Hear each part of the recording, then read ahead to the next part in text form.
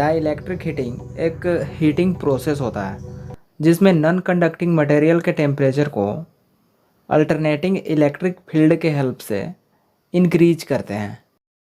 Dielectric heating को high frequency heating and capacitive heating भी बोला जाता है।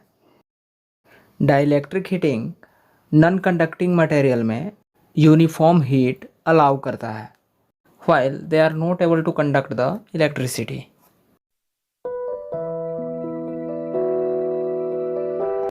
आफ्टर वॉचिंग द वीडियो अगर आपको लगेगा कि ये चैनल आपके लिए हेल्पफुल है तो प्लीज़ चैनल को सब्सक्राइब कर लें और बेल आइकन को भी प्रेस कर लें ताकि वीडियोज आप तक पहुंच सके। इस प्रोसेस में दो मेटालिक प्लेट के बीच में डाइलेक्ट्रिक मटेरियल को प्लेस करते हैं। यहाँ पे as a dielectric material wood, glass, plastic, air हो सकता है। एज वी नो यूनिवर्स में जितने भी मैटर्स है वो मॉलिक्यूल्स से मिलकर बनता है जिसका एलिमेंट पार्टिकल एटम होता है। जब डाइलेक्ट्रिक मटेरियल इलेक्ट्रिकल फील्ड में प्रेजेंट नहीं रहता है तो मटेरियल में पोलर मॉलिक्यूल्स का रैंडम पोजीशन होता है, मतलब जो मॉलिक्यूल्स है वो रैंडमली रहता है। एंड जब हाई वोल्टेज एसी सप्लाई से इलेक्ट्रोड्स को कनेक्ट करते हैं तो प्लेट के अक्रॉस इलेक्ट्रिक करंट फ्लो करती है।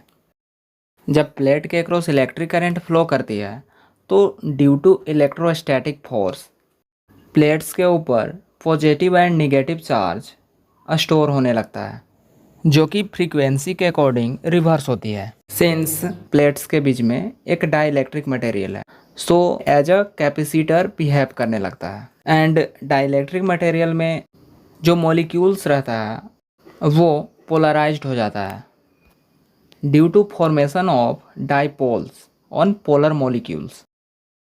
डाइपोल्स का मतलब है कि मॉलिक्यूल्स के ऊपर पॉजिटिव एंड निगेटिव चार्ज बनता है। वहाँ पर डाइपोल्स का फॉर्मेशन डाइलेक्ट्रिक पोलराइजेशन के कारण होता है। Dielectric polarisation is nothing, it is proper orientation of polar molecules.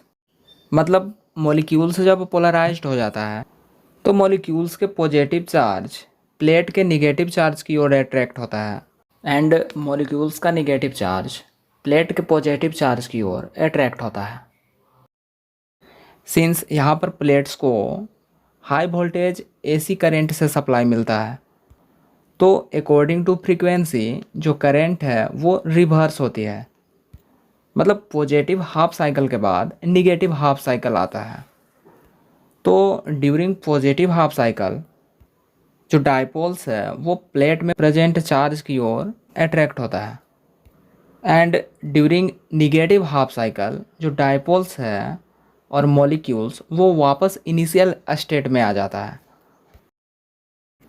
तो जब ये प्रोसेस रैपिडली होता है तो मॉलिक्यूल्स का आपस में इंटरनल फ्रिक्शन होता है एंड ड्यू टू फ्रिक्शन वहाँ पे हीट जनरेट होता है एंड यहाँ पे very high voltage frequency plates के अक्रॉस प्रोवाइड किया जाता है about 20 kilo volt and frequency range about 10 to 50 megahertz.